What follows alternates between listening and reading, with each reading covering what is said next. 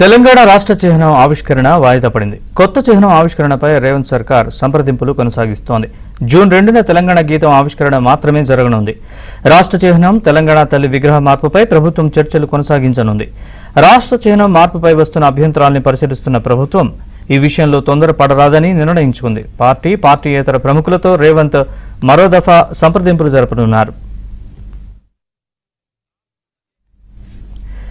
ఇక ఇదే అంశానికి సంబంధించి మరింత సమాచారాన్ని మా ప్రతినిధి రాజేష్ అడిగి తెలుసుకుందాం.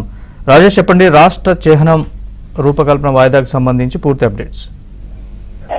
Good afternoon Naresh. మొత్తానికి తెలంగాణ రాష్ట్ర రాజ చిహ్నం ఎంబల్ని వాయిదా వేస్తూ రాష్ట్ర ప్రభుత్వం తాత్కాలికంగా నిర్ణయం తీసుకున్నట్లు తెలుస్తుంది. వాస్తవానికి 2014లో బీఆర్ఎస్ పార్టీ అధికారంలోకి వచ్చినటువంటి కొత్తలో తెలంగాణ అధికారిక చిహ్నంగా కాకతీయ కళాతోరణం, చార్మినారు, ముసలి, అదేవిధంగా బోనాలు తెలంగాణ సంస్కృతిని సాంప్రదాయాన్ని ప్రతిబింబించేలాగా అప్పట్లో బీఆర్ఎస్ ప్రభుత్వం అధికారంలో ఉండగా లోగో డిజైన్ చేసింది. అయితే కాంగ్రెస్ ప్రభుత్వం అధికారంలోకి వచ్చిన ఈ 4 నెలల వ్యవధిలో అనేక సంస్కరణలకు శ్రీకారం చుట్టింది. దానిలో భాగంగా జూన్ 2 తెలంగాణ రాష్ట్ర ఆవిర్భావ దినోత్సవ వేడుకలను అత్యంత ఘనంగా గ్రాండ్ గా సెలబ్రేట్ చేయాలని చెప్పేసి నిర్ణయించింది.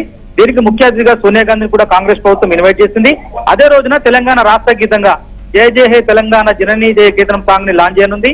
దాంతో పాటుగా తెలంగాణ రాజముద్ర ఎంబల్ని అధికారిక చిహ్నంగా కొన్ని మార్పులు చేర్పులు చేస్తూ తెలంగాణ మలిదశ తెలంగాణ ఉద్యమం జరిగినటువంటి సందర్భంలో తెలంగాణ ఉద్యమం కోసం పార్టిసిపేట్ చేసినటువంటి అమరవీరుల కుటుంబాలు, అదేవిధంగా ఇతరత్ర కళాకారులు, కవులు, మేధావులు, విశ్లేషకులకు సంబంధించినటువంటి పూర్తి స్థాయి అభిప్రాయాన్ని పరిగణలోకి తీసుకొని జూన్ 2వ తేదీన తెలంగాణ రాష్ట్ర ఆవిర్భావం సందర్భంగా కొత్త లోగోను ఆవిష్కరణ చేయాలని చెప్పేసి ముందుగా రాష్ట్ర ప్రభుత్వము నిర్ణయించింది.